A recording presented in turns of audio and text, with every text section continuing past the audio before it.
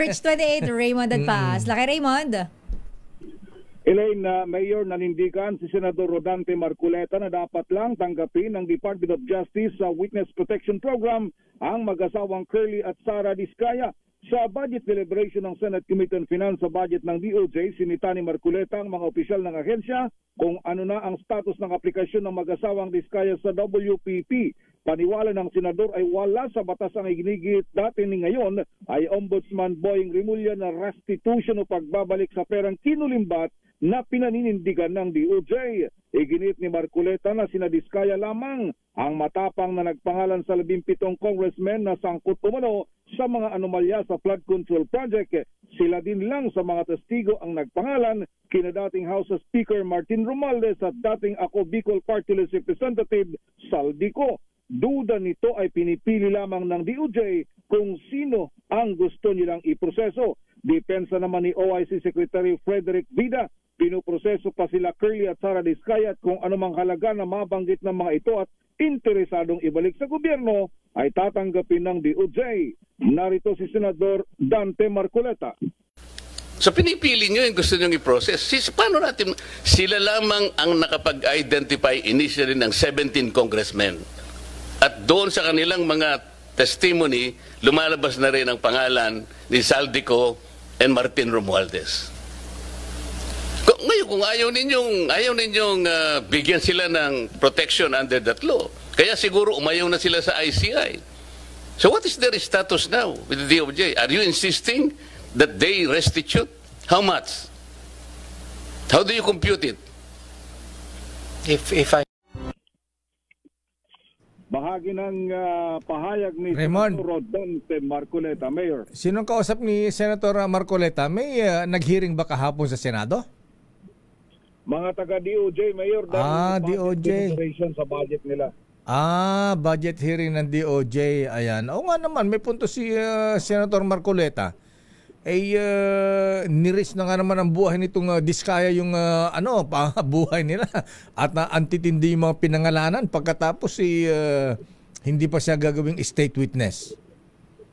Ayun nga yung ipinagmamaktol ni Senador Marcoleta kaya dapat sabi niya dapat asikasuhin at iproseso agad ng Department of Justice.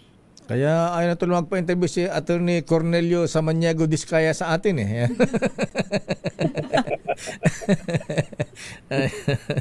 Oo nga naman, tapos ayan na, siya lang ang actually siya ang pinakamatindi ang mga pinangalanan Raymond.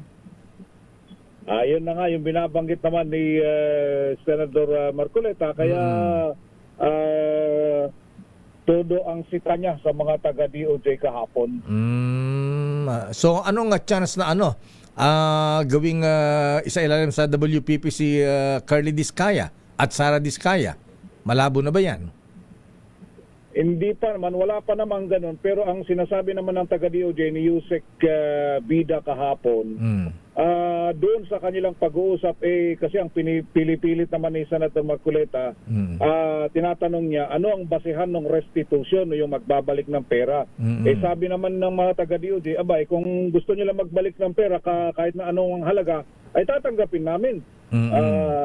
Hindi naman kailangan kami yung magtakda. Kung halimbawa kasi ang pinag-uusapan bilyones, Mayor, kaya medyo natural na malaki-laki din ang pinag-uusapang halaga ng pera. At saka speaking of restitution, bawian ng pera, unahin yung number 1. Ayan, yung multi-billionaire. Ayan, mukhang mas marami pang contractors ang mas mayaman dito sa mga Diskaya.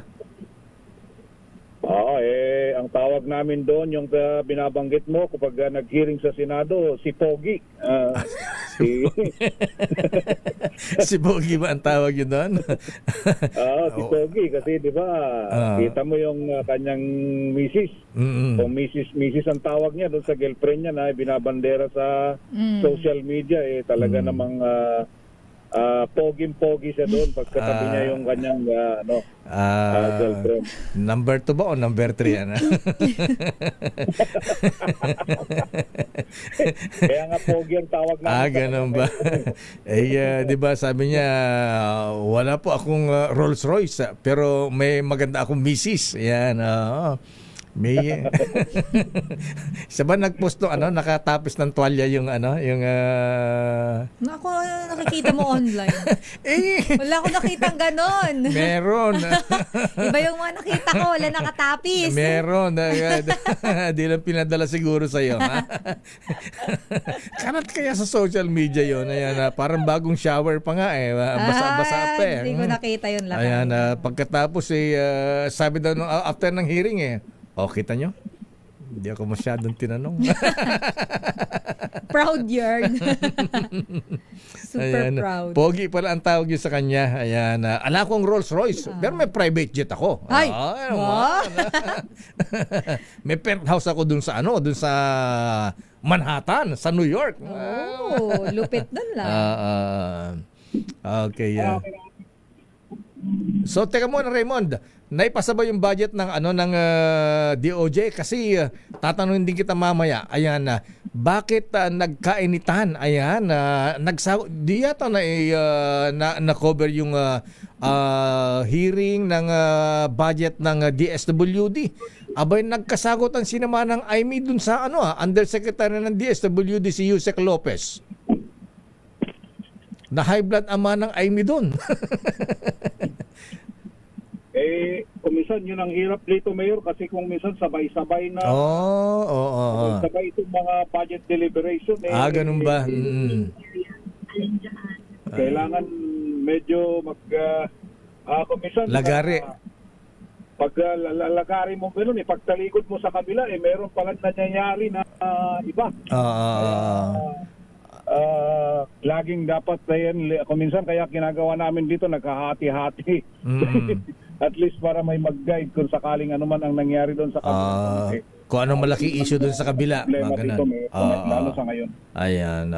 Okay nga rin. Kung sa mga borders, ililipat na ba sa New City Jail sa Quezon City?